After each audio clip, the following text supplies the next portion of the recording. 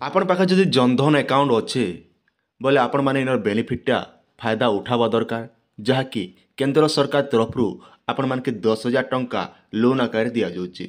आपण मैंने पेपर माध्यम देखिपे चिंता नहीं अकाउंट थिले खाली थिले भी उठुची 10,000 टंका आपण मैंने पेपर माध्यम देखिपे जदि आपणकर जनधन अकाउंट रे टंका नहीं और आपण को अचानक टंका आवश्यक तेबे एही स्कीम रे आपण काम रे आसी पारिबो।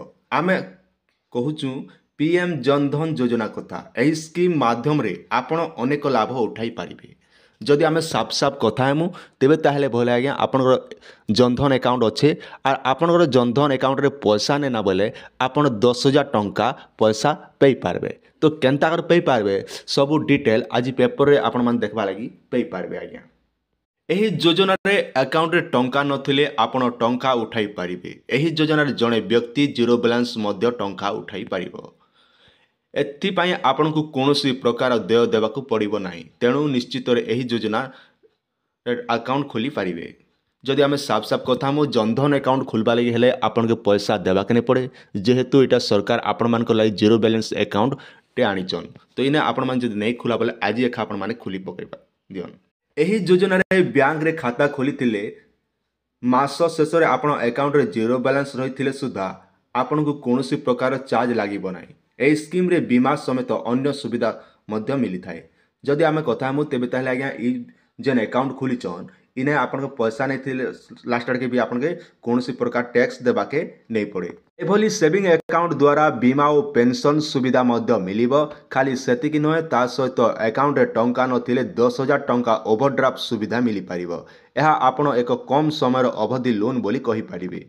आपण माने स्क्रीन रो सामने रे देखि पारुथिबे जा कि 10,000 टंका ओवरड्राफ्ट भी आपण माने आनी पारबे जेंटा कि जनधन अकाउंट आपनकर अच्छे बोले। आ गोटे कथा मन रखन ई अकाउंट खुलिकर मिनिमम आपन के 6 मास ही थिबा दरकार आज्ञा। अकाउंट खुलिकर जदि 6 मास हिचे बोले आपण 10,000 टंका नहीं पारबे। आर जदि लिखा जाए जदि आपण ए अकाउंट लाभ उठेबा को चाहउचंती तेबे आपण अकाउंट 6 मास पूर्ण होइथिबा आवश्यक। जदि 6 मास पूर्ण होई नथिबो तेबे केवल 2,000 टंकार ओवरड्राफ्ट आपण माने आनी पारबे। जदि साफ साफ कथा मु जदि आपण 6 मास हिचे बोले एखा आपण मान 10,000 टंका जेन ओवरड्राफ्ट आनबा कथा सेडा आनी पारबे। आ जो 6 मास रु जदि कम हिचे बोले आपण के ई जगह 2,000 टंका जेनटा कि मिलबा सेनुआर अधिक आपण ई जगह पैसा नेबे। जदि एबे आपण प्रश्न उठुथिबा हमर वर्ष वर्ष हिचे अकाउंट खोली करी बोले आमके केते मिलबा जनधन अकाउंट रो तार नियम हिसाब से आपन के 10,000 रु अधिका आपन के ओवरड्राफ्ट सुविधा नहीं ना केवल आपन के 10,000 टंका एखा मिलबा आज्ञा ई जगह रे। जदि आपन अकाउंट खोलिबा को चाहंती आपन को पाखरे पैन कार्ड और आधार कार्ड रहिथिबा आवश्यक। खाली सेतिकी नुहे 10 वर्ष रु अधिक किशोर मध्य एई अकाउंट खोली पारिबे। एई अकाउंट खोलिबा द्वारा 2 लाख टंका पर्यंत दुर्घटना बीमा और 30,000 टंका पर्यंत जीवन बीमा सुविधा मिली पारिबो। जेकोसी बैंक रे आपण एही योजना रे अकाउंट खोली एटीएम कार्ड रो सुविधा मध्य पाई पारिबे। तो तेबे ताले आपण मान देखि पारुथिबे जहाँकि आपण 2 लाख टंकार जहाँकि बीमा इंश्योरेंस आपन के दिया जाउचे दुर्घटना बीमा तापर 30,000 टंका पर्यंत जीवन बीमा लागि जहाँकि इंश्योरेंस आपन के जनधन अकाउंट रे मिलुचे। तो आपण माने जे खुलबा लागि जाउचन खाता खुलबा लागि तेबे ताले आपण Aadhaar card pan card half photo side टे फोटो टे नै करी आपण मान जेकोसी बैंक रे जनधन अकाउंट टे खोली पारबे।